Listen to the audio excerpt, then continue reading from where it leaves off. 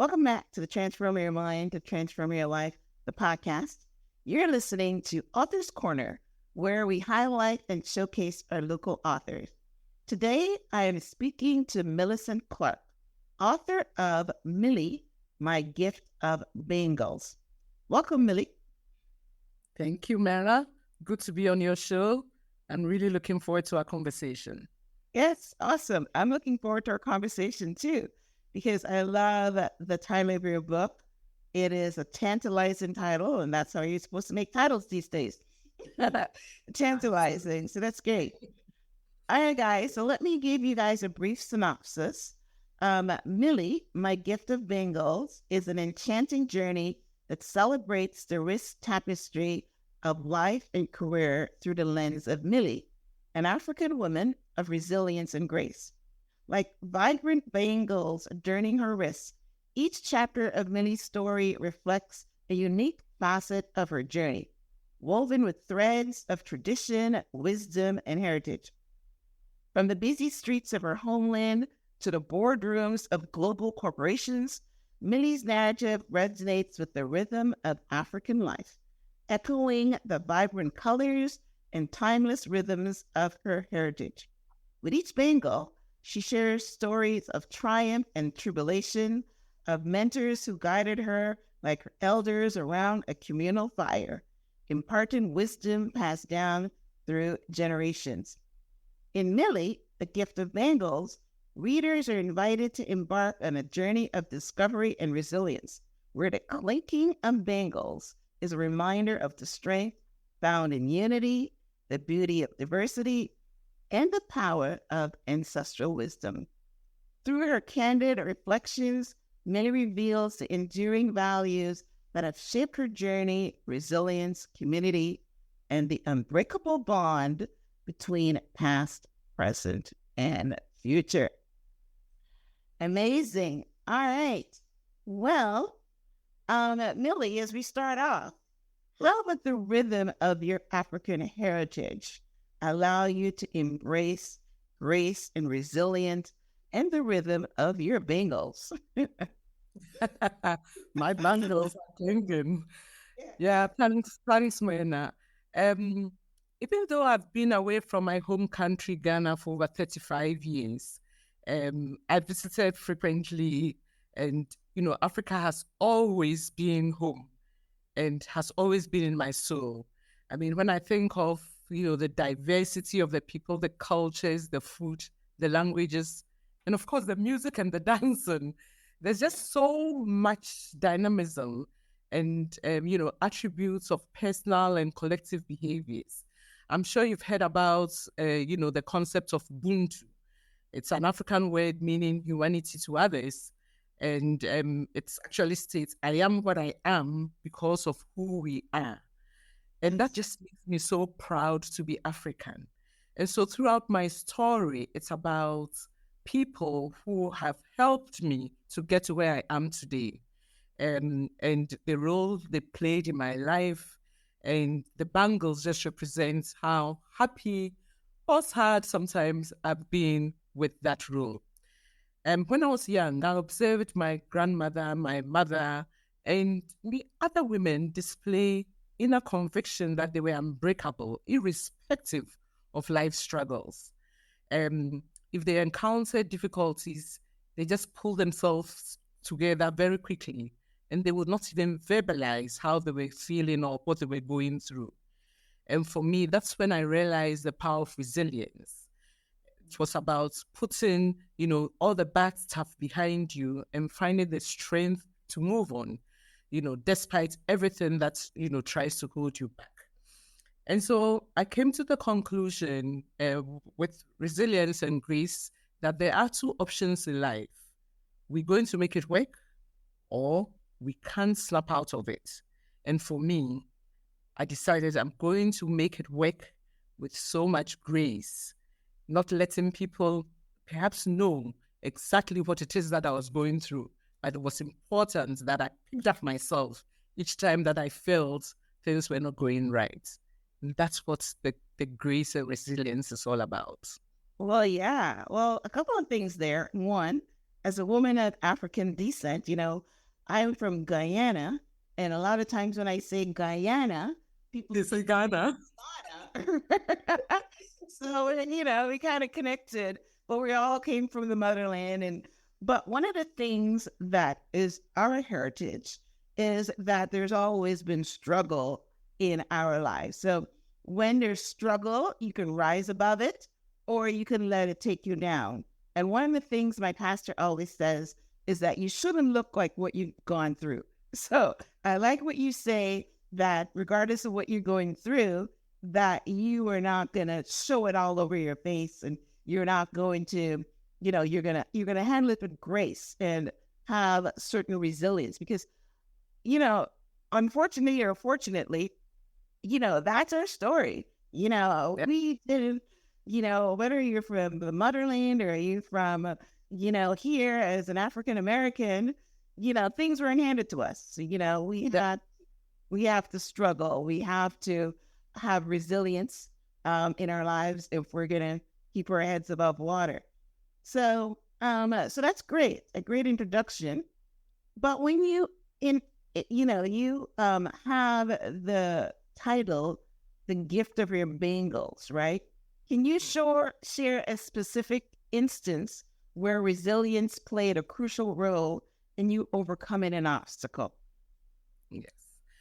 I think in my book, I share lots of, stories that, I could actually kind of relate here. But I want to pick this one because I think many women go through this and suffer in silence. I was fully menopausal by the time I was 40 years old. I had been going through in vitro fertilization treatment for over 10 years. And after I had my babies, thank God, menopause set in very, very quickly. And I was very unprepared for this, right? This phenomenon I was unprepared.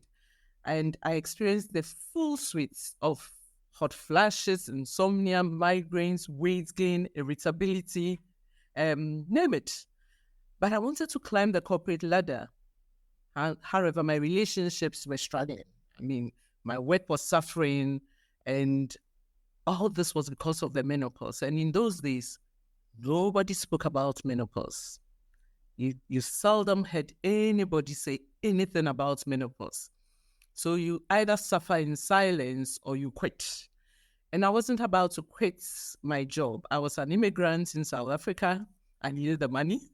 My parents back home needed, I was supporting them. So I needed, to continue working. But as I said, my work was suffering, and my colleagues didn't understand what was going on with me. And one day, Myrna, I sat on my bed and I prayed Philippians 4:11-13. I can do all things through Christ, who strengthens me. Nice. And I said, Christ is going to, I sat down and I said, if Christ is going to strengthen me, then what action am I going to take to press on? I've got to do something, right? I can't just sit and say Christ is going to strengthen me. And I sat back and I just wrote down certain things that I was going to do. I owned up to the fact that I was struggling.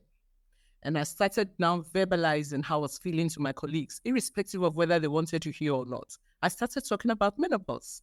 I went on to HRTs. I got myself a personal trainer to get my weight back in shape.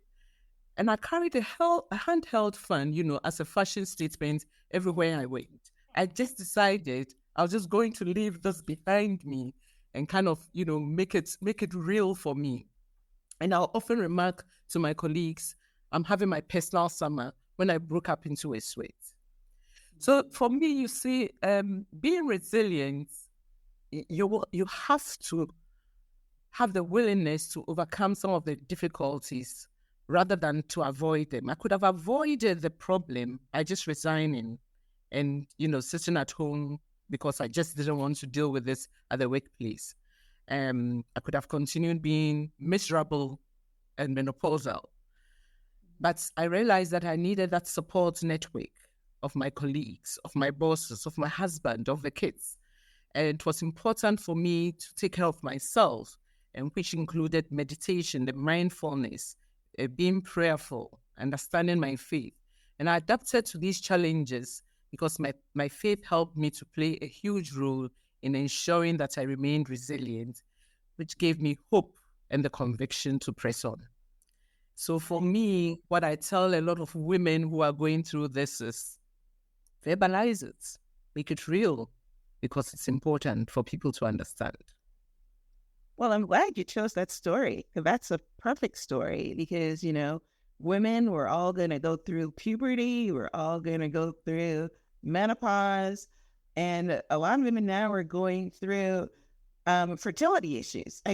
So I'm pretty sure you've got that in your book, because you said you had to go through IVF treatment. So yeah, resilience and a way, a mindset of how to push on, right, is good. So one of the things that books do is it offers hope and encouragement. That's the tagline of my book, hope and encouragement to the readers, so that they can learn from your experience. So that was a beautiful story, and I'm glad you chose that one, because people can understand whether what are you going to do.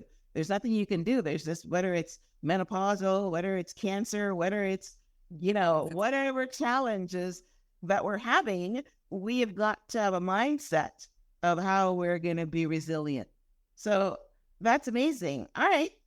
So you also talk about your experiences with diversity.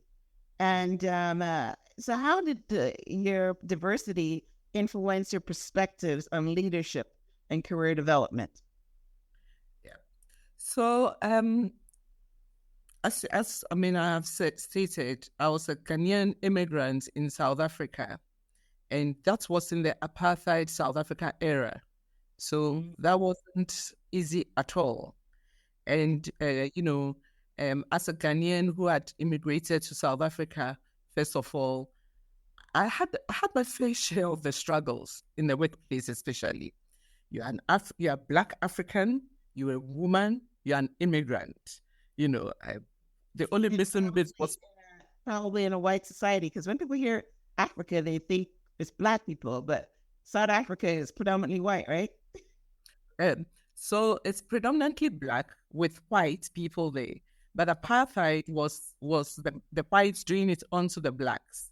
But I had the added challenge of the Blacks seeing you as the other. So there was a lot of xenophobia as well, and I was most always the minority in a lot of situations. First of all, my accent was different, even from the Black South Africans.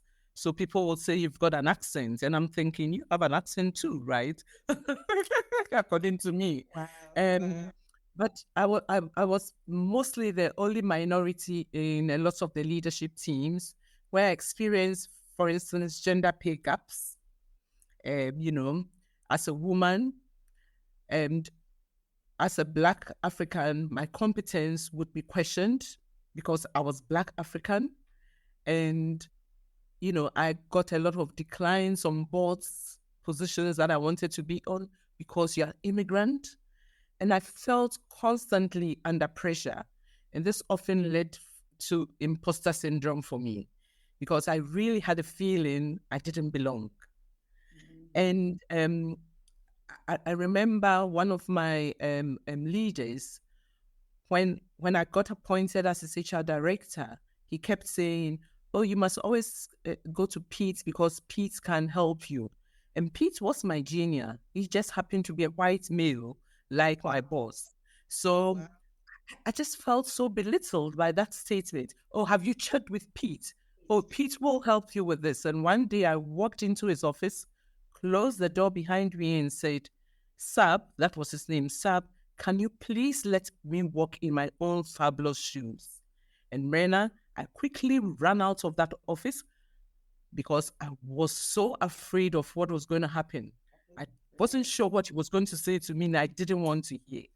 And so for me, some of these, experiences were quite difficult to go through, and when I told him I wanted to wear my own fabulous shoes, it was not just a declaration of, assessing my professional competence. It was about embracing my unique perspective and experiences, which I thought he really didn't appreciate. So from that time, I made a conscious effort to promote diverse work groups wherever I could. And whenever I had the position or the leadership roles, I ensured that I coached, I championed and empowered diverse teams, because I know firsthand what I've been through and how it feels to be the outsider. So for minorities, what I usually tell them is that it is important to be a person, not a label. Don't let them just say you are Black, you are African, you're a woman. Let them see your competence. Let people know you so that they know what you are capable of. And for leaders, I just say to them, diversity is a game changer. Everybody knows this, but somehow nobody actually not a lot of people embrace it. I mean, diverse teams make better decisions 87% of the time. And, organizations in the top quartile for ethnic diversity are 36% more likely to outperform financially. So therefore, it is important to create a nurturing culture, where everyone feels, valued, respected, and empowered to contribute, and, just feel that the workplace is a place where they can grow and flourish. Yeah. Right. Yes. I've had a lot of, not a lot, I've had a few interviews on diversity on the show. Diversity and inclusion, if you want to do the whole tagline. And one of the things that's come out from that is that diversity is good for the corporations, because when you, especially, when you have diverse people handling your customer service, handling your product launches, they're bringing their diverse background to your product line, and it's better for your company. But yeah, listen, whether it's, South Africa, whether it's America, whether it's even Guyana, where I come from, because in Guyana, you wouldn't think there is racism, but the Indians feel better than the Blacks, and the Black feels more superior than the Indians. So it happens everywhere. It happens everywhere. And, Dr. Martin Luther King says, we shouldn't look at a person's color. We should look at their character. That's coming, but it's not here yet. So yes, people feel that you are incompetent. Even we're going through elections right now, and there's a whole bunch of people that have sexism against the vice president, Kamala Harris, because she's a woman and a Black woman. So it continues all the time. But, I mean, if we were to use her, she is the most qualified human that I know. Absolutely. Yeah, exactly. The most qualified human that I know. And regardless if she's a woman or a Black woman or whatever, she brings it. You know what I mean? Nobody is doing her any favors because she's qualified. But yeah, a lot of the men are sitting over in the corner saying, I don't know if I can have a woman president. Same thing happens all that time. Well, all right. So I'm glad that you are highlighting, with your story, these issues that we have to go through, and offering solutions and advice for anybody that might be going through that situation. So tell us about your book, Millie, My Gift of Bangles. Why did you write it, and what do you want readers to walk away with after reading? Yeah. Man, I would often... I retired about 3 months ago. I turned 60 and I thought, that is it. I'm not going to do any more corporate work. I've been working all my life. It's now time for me to do what I enjoy doing or what I want to do. And about 3 years ago, I woke up one day and I thought, you know what? I'm going to write a book. I'm going to write my career story, because often people have walked up to me and said to me, I want to be like you. And that is when I knew I needed to write something, because feedback I've received portrays me as a strong, confident, undeterred and resilient woman. But behind all of this is a journey filled with challenges, my own inadequacies as a leader, sometimes mirroring the negative behaviors of my leaders, sometimes mirroring their positive behaviors. And I wanted to humanize leadership. I can't remember who said that, but someone said, from the errors of others, a wise man corrects his own. And so for me, in that book, I portrayed a lot, bravely sharing my personal experiences, the good, the bad, the ugly, as they put it. I've shared insights, real life lessons on how to navigate a corporate career and the role and impact of leadership, even beyond corporate doors. And this I have shared authentically and, with compassion and with the hope that others can take some of the nuggets, from my experiences. So leaders are human, and that's what I wanted people to know. And we all have good and bad in us, but what we act on is what really counts. And leadership is not just about, having a title. It's about understanding yourself, empowering others, and then lifting and learning as you climb. And in Africa, it is said that a woman does not buy the bangles that she wears. They are gifted to her. So the experiences that I gained from my leaders became like adding, another metaphorical bangle each time that I learned something or I gained the experience. And that's where the title, Millie, My Gift of Bangles, come from. Each bangle represents a milestone, a hard and a learned lesson, or, victory. And they jingle dangle to tell my story. And I just want leaders or readers to take away with them, that learning is something that is progressive and you never stop learning. My book, it's about learning to bounce back from setbacks. It's about learning the strategies to overcome workplace bias, boosting self-assurance in professional settings, learning the importance of supportive networks, developing effective leadership, and most importantly, the role of a mentor, a coach, or a sponsor. And many a time, people forget that you can't climb alone. You've got the village, as it were. That's, in Africa, they say, if it takes a village to raise a child.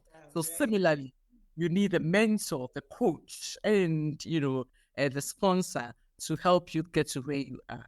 So that's in essence why I wrote the book. That's beautiful. That's beautiful. Well, in Guyana, we wear bangles too, but we buy them ourselves. Nobody gives them to us. Get the connection now. My gift of bangles, right? It's an African tradition to give you a bangle, and you're giving your readers the gift of your story and the way that you to handle it. I love it. I love it. So that's a gift that you're giving to them, like how somebody would gift you a bangle.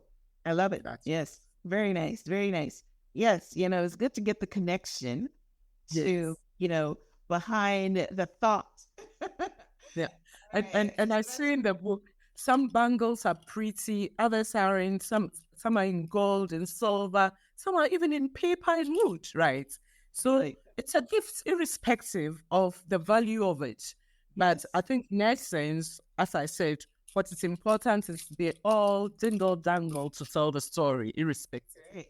I love it. I love it. Yes. Okay. Awesome. All right. So tell our listeners where they can pick up a copy of your book. If you have a website, if you're in social media, what are your social media handles? Yes. So my book is available on Amazon and on Kobo. So it's Millie, My Gift of Bangles. I have a website, and it's iamillieclark.com. They can also write to me on i.am.milliclark@gmail.com. And I'm on Instagram. I'm on Facebook. I'm on LinkedIn. So Instagram, Millie, MILLI.eClark.